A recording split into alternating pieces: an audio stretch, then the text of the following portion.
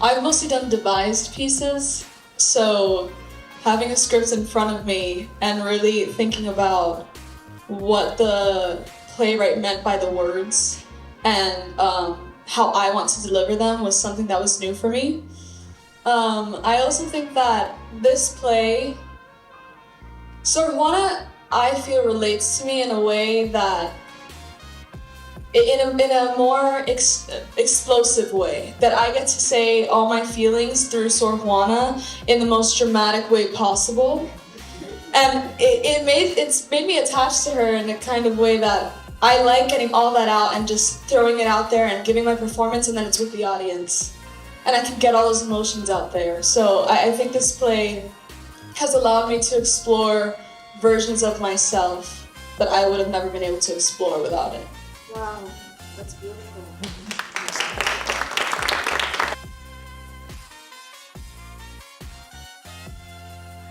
I think, like any process, I think that it's like very important to start from a place of historical research, especially a play like this where, you know, we're trying to represent real people who existed in a real time and their it's like real culture. So I started by doing a bunch of historical research, but then as we as creatives were coming together and figuring out that we wanted this to be a little bit more of an abstract piece rather than a period piece, I was kind of able to look back at my research and pull what I thought was important to still be correctly representing these characters. So for me, a lot of that came in like the silhouettes and the fabric choices that we used, but then we still were able to play around and make like fun high fashion nuns with while still being able to feel like we were representing the characters correctly. Wonderful, thank you. Thank you. Well, the fun part with a show like this, where we have actors who are double cast and we have different time periods that we're hopping back and forth between, is I get to make a lot of fun types of paperwork. So that's a big thing for me. Keeping everything organized is very important for the show. This provides a lot of fun opportunities for that.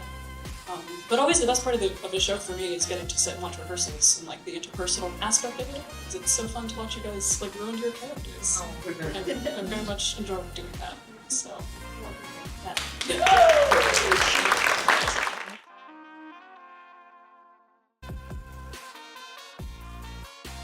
Let's see. Oh, there's so much. I think Fordham is such a good school for this kind of stuff. And if I could pick out two things in particular, I would say one, to sit in the sometimes discomfort of very powerful emotions. There's power in stillness. There's power in really letting everything that you're feeling affect you. I think it takes a lot of work not to run away from that discomfort, you know, to not flinch away from it, but kind of sink deeper into it.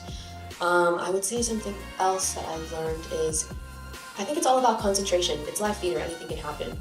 But, you know, but at the end of the day, it's almost like a dance from start to finish, and you keep your head in the game and you focus on the person in front of you and everything falls into place.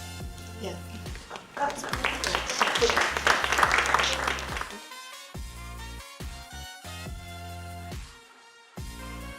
A lot of my teachers, a lot of my coaches, they would be like Jesuits or priests or whatnot, guidance counselors and whatnot. So I've learned from so much of them. So it was really like important to me to like want to portray like a Latino priest. And it was really interesting, especially to dive into like, you know, the time of this play and how religion is somehow different from what I experienced in school. So that's kind of what I did. And then in terms of my other character, we were exploring with him being like a mob boss type character. So a lot of my inspiration for that character came from like, you know, like shows like The Sopranos or something. So like Tony Soprano, Paulie Walnuts, you know, you guys know the vibes.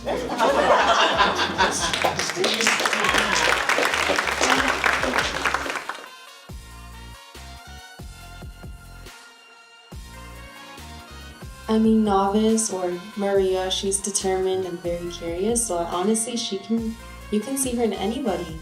And she's been inspired by Juana, and everyone here in this world has been inspired at some point in their life. But yeah, I think she's a very relatable character, and I relate to her in so many ways as well. But yeah. He's got this deep like loneliness in his life and this deep sense of longing. And not that I like him like depressed and lonely, but like we can all I think relate to that in some sense or another.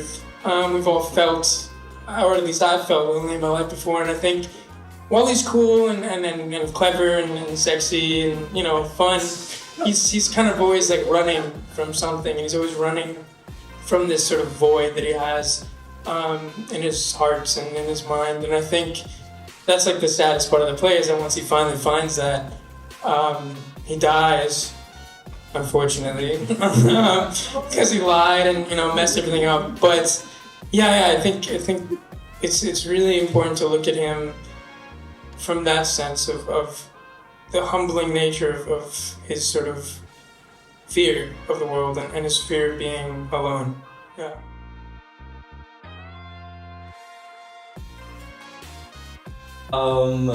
It's been great. It's been a really great process. This cast has been, having such a small cast is such a blessing because we get to really just get to know each and every one of each other. And this is a show where just we get to explore so many different moments, so different levels of emotion with each other. So I feel like we've seen every aspect of each other, kinda. I mean, in comparison to other work I've done, I mean, it's been good. It's been a quick process. I feel like the day after we got our cast list, we started rehearsal. So it was kind of just, we were thrown into it, but it's been awesome. But I wouldn't change anything.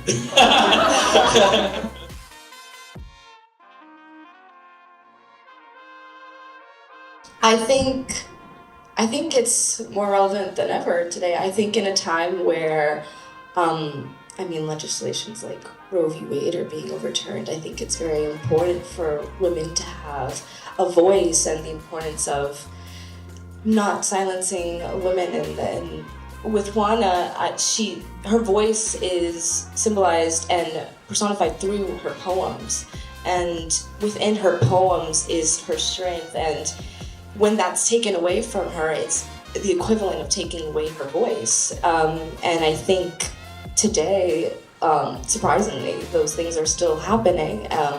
And so it's very interesting how in a piece that takes place in like the late 1800s, the events happening in it are essentially the events happening today in 2024. So yes, that is my answer. Wonderful. Thank you.